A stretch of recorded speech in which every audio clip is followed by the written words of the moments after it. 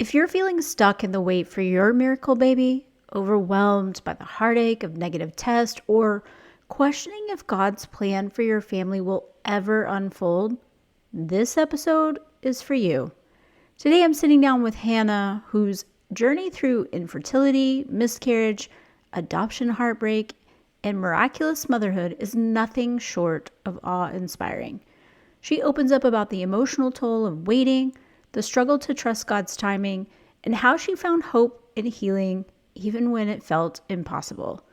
If you've ever felt like giving up, if you're exhausted by the ups and downs of this journey, or if you need to be reminded that God's plan is always better than our own, you're going to feel seen, encouraged, and inspired by this conversation. Feeling like this whole baby making journey is never going to work out? You've done it all, diet changes, supplements, tracking your cycle, and yet the pregnancy test is negative. It's so frustrating, and you're asking yourself, why isn't this happening for us? I'm Susan Gladstein, a holistic fertility coach and mom to 7, including 2 miracle babies after a vasectomy reversal, and I get it. Being told everything looks fine by doctors while still feeling stuck can leave you feeling hopeless and confused. On this podcast, I'll share practical, natural ways to support your fertility without all the overwhelm. Forget the everything's normal talk and the rush to fertility treatments. I'm here to show you a better way. If you're ready to take practical steps that fit with God's plan for your family, you're in the right place. I truly believe that you can have the baby you've been praying for.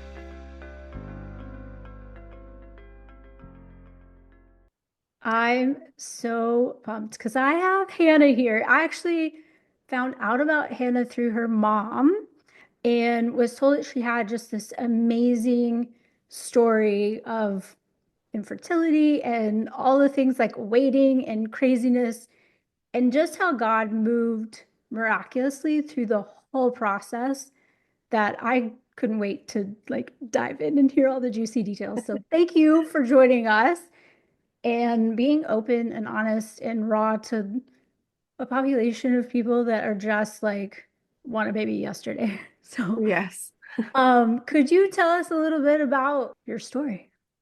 of course. Thank you for having me. Man, my story started probably when my husband and I got married in 2015. I did not want kids right away. I wanted to wait 3 years. I was adamant. He wanted kids right away because his whole family, they just have kid after kid after kid. I married into a very fertile family. And so I was very strong in not wanting to have kids right away. But a year into marriage, we had a miscarriage and it was unplanned, it was unexpected. And then in that moment, I was like, wow, maybe I do want this sooner than I thought. And so we started trying, couldn't get pregnant month after month after month. My husband's in the military, so he's gone often for work. Nothing would line up with the timing of ovulation. And I started having a lot of health challenges. And it took years to kind of figure out what was going on. When I found out I had endometriosis after a hospital visit, I ended up having surgery for that endometriosis. And so we thought, okay, that must be it. Like, we've been trying for 3 years. Nothing's really worked. I hadn't pursued any like fertility treatment at that time. I thought I just need to have this surgery and then boom, I'll get pregnant. It'll be fine. So I have the surgery and month after month again. It's just not happening. So we decided, you know what, let's just go for adoption. We had always talked about adoption. We wanted to adopt. I mean, our second date, we talked about adoption. My husband's little sister is adopted from China. So, we were both very like passionate about adoption, no matter if we had biological children. So we started the process. We were all excited that we were going to get matched, but then the wait happened for that, right? We're waiting to get matched. We finally get matched the day after Mother's Day, which was huge for me because Mother's Day was a day that I would always grieve. Like, I want to become a mom. Like, when is this going to happen for me? That very next day, we get the call that we were matched with a baby girl. So we were really excited. and it was a little bit of a tricky situation. She was already in foster care, so there was a lot that had to be done in order for us to adopt her. And we fought in court for 2 months for her. And ultimately, the judge decided it would be the best for her to stay with her foster parents. And we were devastated. We had waited so long and prayed and asked God for children and been so faithful in like pursuing this adoption journey, thinking, okay, we're not going to have biological children. So once we got that news of, okay, no, this is not happening, we fell apart. We were angry, angry with the Lord, honestly, very frustrated and upset. And a week after we found out we lost the adoption, I found out I was pregnant miraculously with my son after 5 years of trying to conceive. And it was so shocking that my husband told me to take another pregnancy test and thought I was like it was going to go away. You know what I mean? And so I go throughout my pregnancy. It's a beautiful, I was so happy to go through this pregnancy because I thought I would never get it. And then I delivered him 4 weeks early due to my appendix had bursted while I was pregnant. So I was in the hospital a lot during the last month of my pregnancy. They thought I had kidney stones, which I did. But when they went to go do surgery after I had given birth, the day after I given birth, they found that I had an abscessed ovary and my appendix had bursted and I went septic. So originally they couldn't figure it out because my blood work didn't show that I was septic because my son was pushing on the infection and it had completely encapsulated itself to the side of my body. So they thought, and they couldn't see that on imaging because I couldn't get the type of imaging because I was still pregnant. So when I gave birth, it exploded and I went septic. So I spent 3 weeks in the hospital separated from my new baby that I had waited for 5 years for and away from my husband because it was during COVID. So they wouldn't let me see them. And then had a very long recovery. So after that, we thought, let's just try like crazy for us to think this, but let's just start trying at like 7 months postpartum. Like, why not? Because it's probably going to take a while. And we tried and we tried and we tried, and it wasn't happening again. And so it was almost like I had to, like at that point, I was like, I'm kind of done guessing and waiting. I'm going to see a fertility specialist. And at the same time, we had renewed our home study for our adoption, just in case it didn't work out with the fertility stuff. I go and see the fertility specialist and they say IVF is the best option for you, essentially. And we ended up deciding, okay, let's move forward with IVF.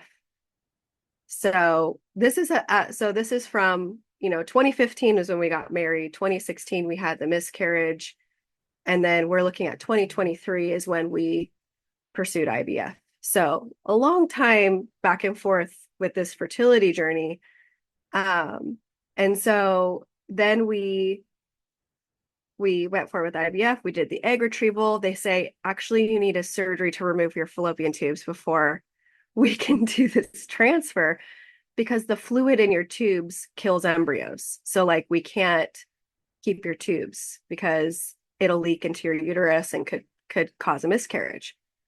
And I'm like, okay. So I go get the surgery done and then we do a transfer and it worked. It worked. We were like, I don't know, 5 days past transfer. And I was like, oh my gosh, I'm pregnant. I felt pregnant. I saw a line on a test. And then a few days later, we went to go to our doctor for a follow-up blood work. And I was showing that I was having a miscarriage. So we were pregnant with a baby girl. We knew her gender because we did genetic testing with IVF for that embryo. And I was devastated because I thought, I want a daughter. That's why we chose her. We felt like God was leading us to choose her. we had 12 embryos total, but only two of them we knew the gender of, a boy and a girl. So I didn't know if any of my other embryos were girls. And I was so sad and so like down about that. We go through the miscarriage. And then a month later, I get a notification from a family friend of ours who we've been connected for 36 plus years. Like they were our childhood best friends. My brother and I are our childhood best friends. My parents and my childhood best friends' parents were best friends. And we hear that one of my childhood best friend's siblings had a baby or was pregnant, and they couldn't help. They couldn't take in the baby. They had already taken in other children of hers. And so we were like, we're going to adopt her. Like, we're not letting her go into foster care. So we buckled up. We got our home study done. Within a week of finding out that she was pregnant, the baby was born. And I hadn't seen her in 20 years. But once she knew that we were like ready and able, she remembered who I was. And she said, absolutely, like, I want to choose adoption. And she followed through and met with our social workers, and everything was done. So when we were trying originally for a baby, we ended up pursuing adoption, didn't end up with a child from adoption, but then got pregnant. The second time we're trying for a baby of our own, our biological child, end up having a miscarriage, but then end up adopting. So it's like every single time we had a plan in our minds of like how we were going to be building our family, God had like plot twists like written all over the last, 8 years. So that's where we are today. Now I have two beautiful children, a son and a daughter. Oh, the baby was a girl, by the way. So I like to believe that, my daughter, my biological daughter, advocated for her little sister on Earth, who needed care. And if I were to have been pregnant at that time, I don't know if we would have pursued the adoption because I would have been totally immersed in my pregnancy. Mm-hmm. So God is so good in really meeting us where we were, no matter how angry we were. I mean, we were angry also when I miscarried because it's like, why go through IVF, all of this stuff to then end up with nothing? And it was the same story with the adoption. Why go through all these like parts of adoption to walk away without a baby from adoption? Why? And come to find out, if we hadn't done our adoption stuff back in 2019, we wouldn't have been able to be ready to adopt my daughter in 2023. And God knew that because it was so fast. We had to have it all done. And that's the only way to have it done in advance, three years prior. So that was kind of our family building journey to date. And we always joke like, maybe we shouldn't make plans because it's always going to end up looking different than we think. Mm-hmm. Um, yeah. That's one thing that I can look back in my own weight and with every ounce of gratitude, be thankful that my timeline was not the way things unfolded because it was way better than I could have asked or imagined. And, there are times that I was like, why? Like I was deployed and all I wanted was a baby. And yet God told me I needed to go on this deployment. And I'm like, I don't know what your plan is for this, but like, okay, whatever. And it took 3 years for me to get that answer. And then I was like blown away. Like, thank you for not doing it the way I thought it should, because my whole life would be completely different and probably not in as beautiful of a way as it unfolded. And so I love that your message is like, yes, I was angry. Yes, Totally. it took a long time and it didn't look the way that I thought it was going to, but throughout the entire process, like God's plans were absolutely just perfect in the way it was supposed to be. Absolutely. And I look back at during our fertility process before we got pregnant with my son, there was this word given at church. It was on my birthday. We went to church, it was on my birthday, and the pastor, who never really gives like words from, you know, from the pulpit, was like, I have a word today. I really feel like somebody needs to hear this. And he was like, there's a young couple here that's been trying to conceive a baby, and the Lord wants you to know to like not lose heart. Keep going. It's coming soon. So what do I think? Oh, I'm totally getting pregnant next month. Like that is going to be me. I'm going to get pregnant next month. Yay. God gave me this word on my birthday. It was so special. And then the very next day after receiving that word, my sister-in-law found out she was pregnant. And it was a very big surprise. She was not expecting it at all. She was very scared, frustrated, angry because she was not planning on it. And I took that really hard, because I was like, dude, I just got a word yesterday. I would kill to be pregnant right now. Like, no, I would kill to be in that position. But, and I was really angry, and I would just like let it all out to the Lord. I was like, how could you give me that word? And then, like, I feel just so defeated. And my mom reminded me, she said, Hannah, the reason why he gave you that word is because he knew you'd be heartbroken.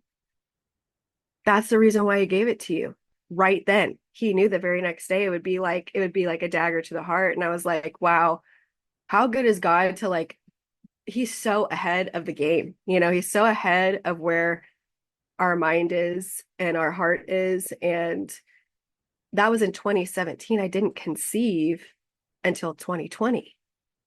So I still had 3 years to go, but God's outside of time. And, he knows what we don't. And there's this phrase that's like, if we only knew what God knew, we would choose his will every time. But since we don't know, what's coming, we don't know what we're prepared for and what we're not prepared for. We don't know the reason why it's the perfect timing.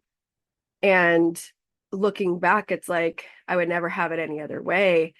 But it was a hard process to get there, both times, to really have to surrender my desires and my timing and what I wanted and what I expected to God. I like feel that with every ounce of my being because I did the whole same thing. Like I heard the Lord speak to me in my kitchen and said, "Do you not trust me? Look at all I've done." And it was in that moment I was like, "Okay, I don't know what your plans are, but like each day it's kind of like, the path is only lit for your next step. Like you don't know where it's going to go. So you just have to take out that step in faith.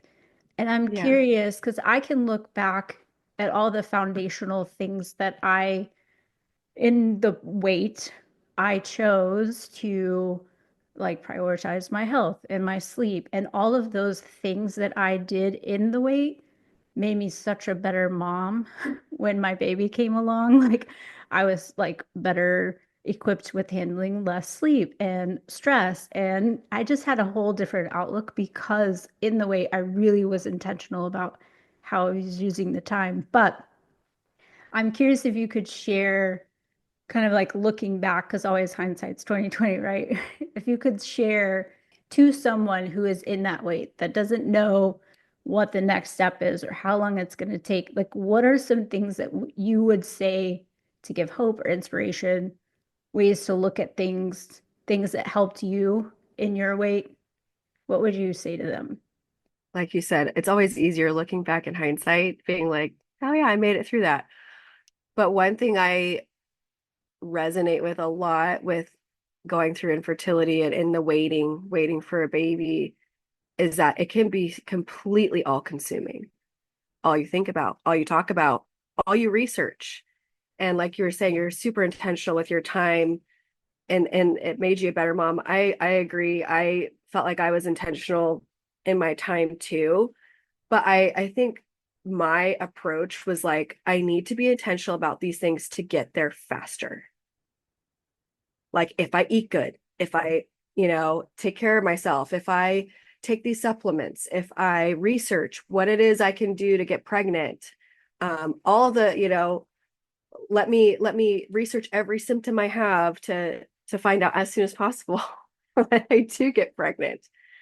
And kind of what's funny is I took a test for fun and found out I was pregnant. I had no idea.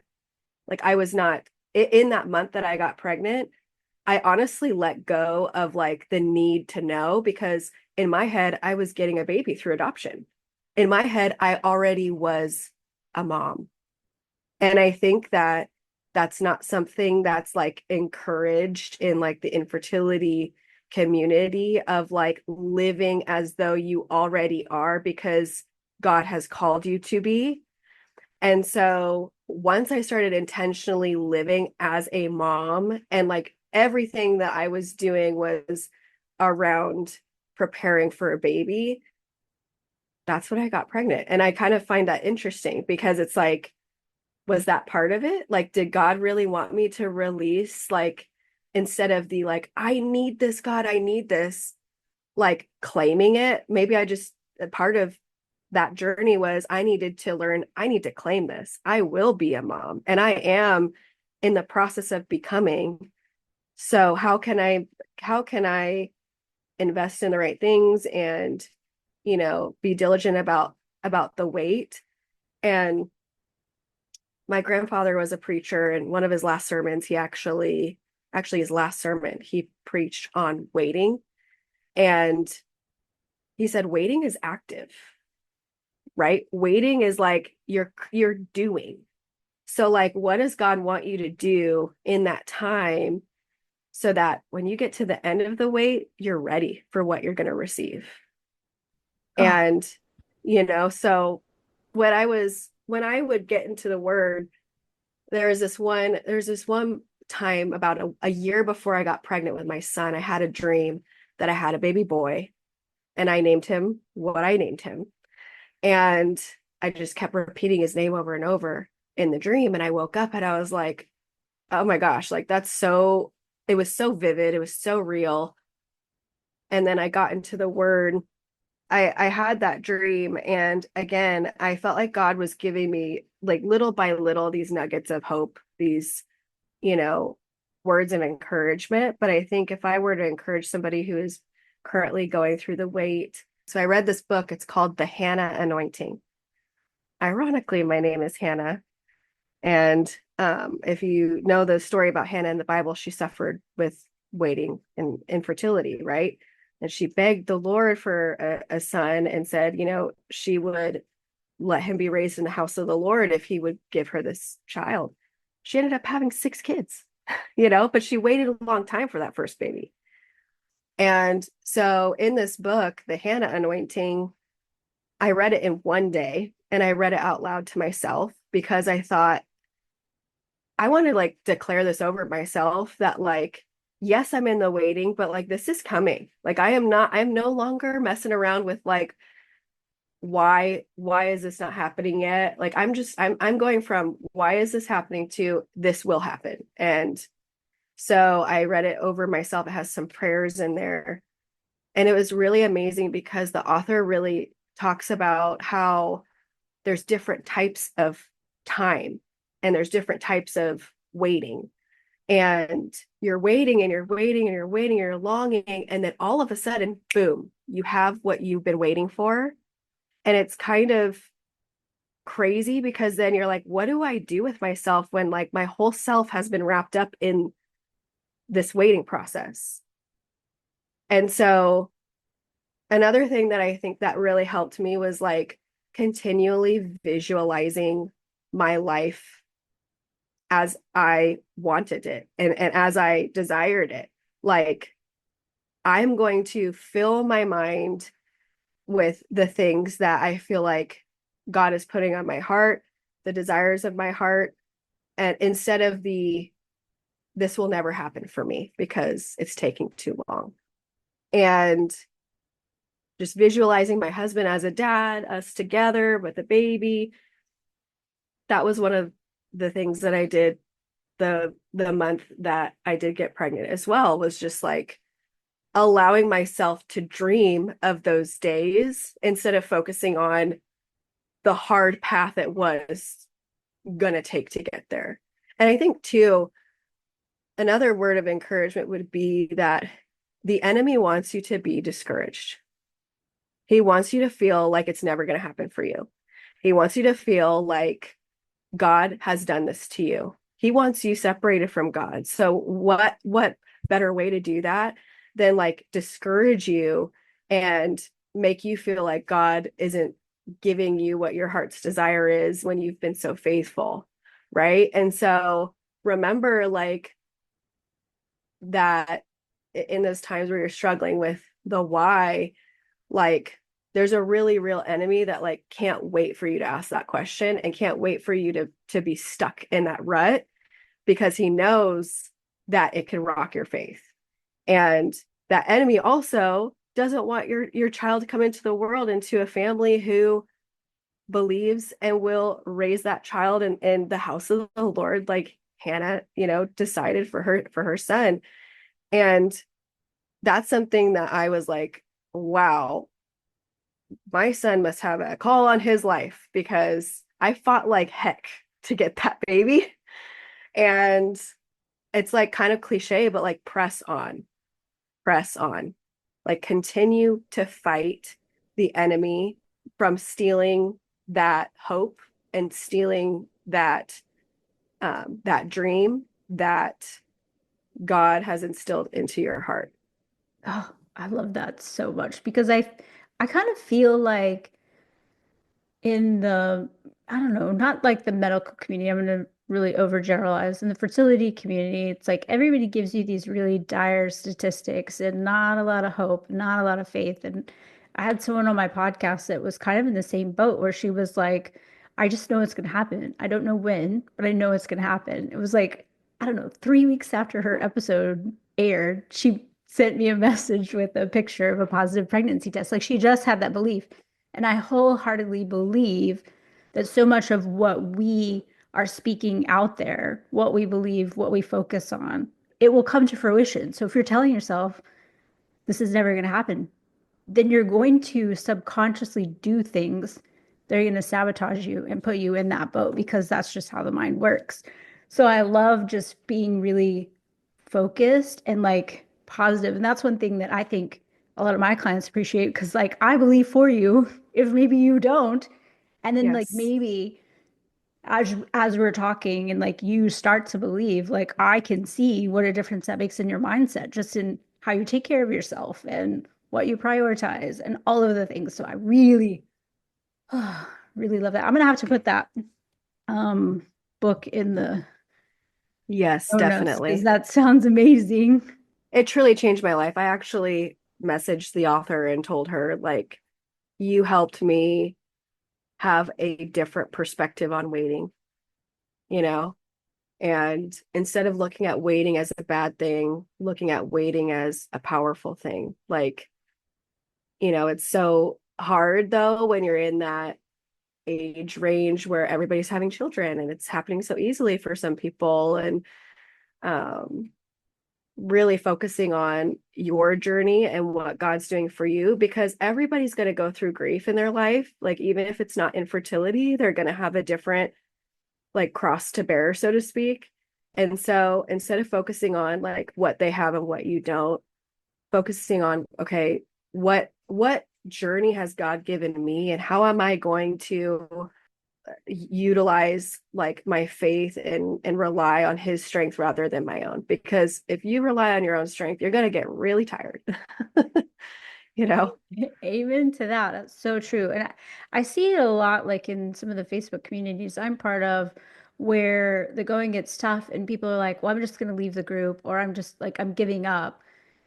And obviously, like, my thing is like, well, if you're that focused on it not happening, that's just added stress and it's not going to make you fertile. Like, your body's not going to bring another life form on if you're like stressed and thinking that way. So I love just having the positive outlook and mindset. And I thank you so much for just sharing your testimony and your story and like the power of positive thinking and the weight and for just believing that like whatever God has planned is better than you could ask or imagine. So thank you. And I'll make sure that I Absolutely. put your Instagram in the show notes as well to get connected Awesome.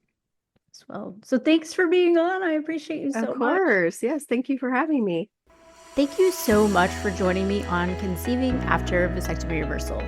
I hope you're feeling encouraged and more hopeful on your journey to growing your family. If you enjoyed today's episode, please take a moment to subscribe, leave a review, and share it with someone who could use a little extra support. I absolutely love reading your reviews. They mean the world to me. Like, seriously, words of affirmation are my love language. So let's stay connected. Find me on Instagram at Conceiving After VR and join our Conceiving After Vasectomy Reversal Facebook community for even more support and encouragement. I believe that God placed the desire for a child on your heart for a reason, and I'm grateful to walk alongside you in this season, to encourage you, and to help you find joy in the journey, trusting that His plan is greater than we could ever imagine. Thanks for listening.